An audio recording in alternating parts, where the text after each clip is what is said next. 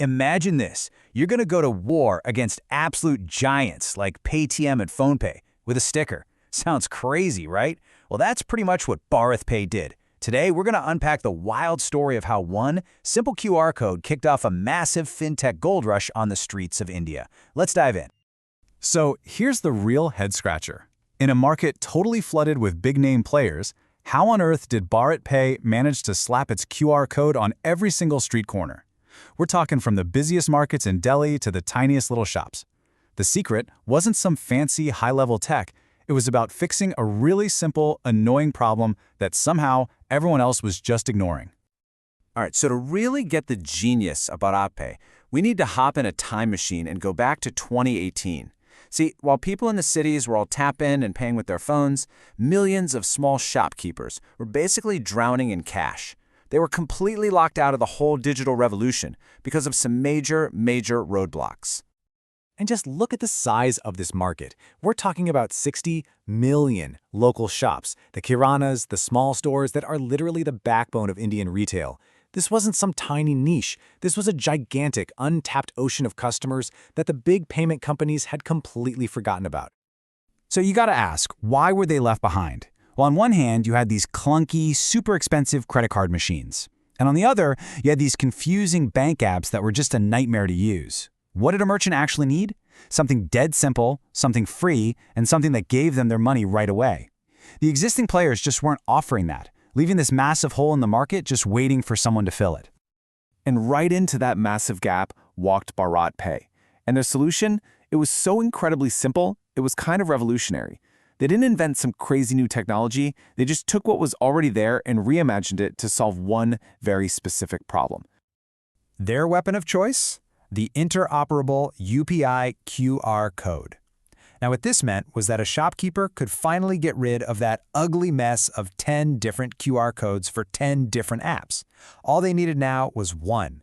Just one single universal sticker that worked for everybody, no matter if they were using Google Pay, PhonePe, or Paytm. I mean, it was literally one QR to rule them all. And just think about that for a second. For a busy shopkeeper juggling 100 things at once, this wasn't just a small convenience, this was a game changer. All that confusion, all that friction, just gone, vanished. And then they made an offer that was just impossible to say no to. First, 0 transaction fees. Yep, you heard that right, 0. That alone was a bombshell.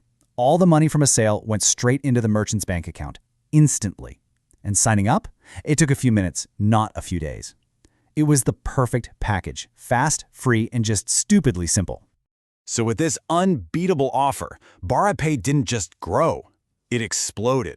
But this wasn't some quiet, steady expansion. Oh no, this was a high-speed, high-stakes race fueled by super aggressive tactics, tons of cash, and enough public drama to keep the whole country watching. Just get a load of this timeline. In only a year and a half, 18 months, they went from 0 merchants to over 8 million. Their teams were like an army, just swarming cities and signing up shopkeepers at a pace that was just breathtaking. This wasn't growth, this was a blitz, a lightning-fast takeover that left the entire industry completely shell-shocked. And the results were just mind-boggling. They were processing over 1 lakh crore, that's a trillion rupees, in transactions every single month. This proved it wasn't just a gimmick, this was a massive financial engine firing on all cylinders. But as you can imagine, growing that fast creates some serious turbulence. The company was burning through cash at a terrifying rate. The competition got absolutely ruthless. And right at the center of this whole storm was co-founder Ashneer, whose, let's say, public personality fueled non-stop controversy, which led to nasty boardroom fights and a whole lot of attention from regulators. So, when the dust settled, what are the big takeaways from this absolutely chaotic and brilliant story? Let's try and break it all down into 3 really powerful lessons for anybody out there trying to build something. Lesson 1, simplicity wins, always. Merchants didn't want more bells and whistles, they just wanted less of a headache. Lesson 2, execution beats everything. Look, controversy gets you headlines, for sure, but it's the relentless day-in, day-out execution that actually builds an empire. And lesson 3, the real masterstroke here. Your customer is your distribution network. You solve a real pain for them, and they'll become your biggest fans, creating this unstoppable wave. And that really brings us to the big question I want to leave you with. In today's hyper-competitive startup world, what actually matters more? Is it the loud, disruptive noise that gets you on the map? Or is it the quiet, consistent execution that actually keeps you there?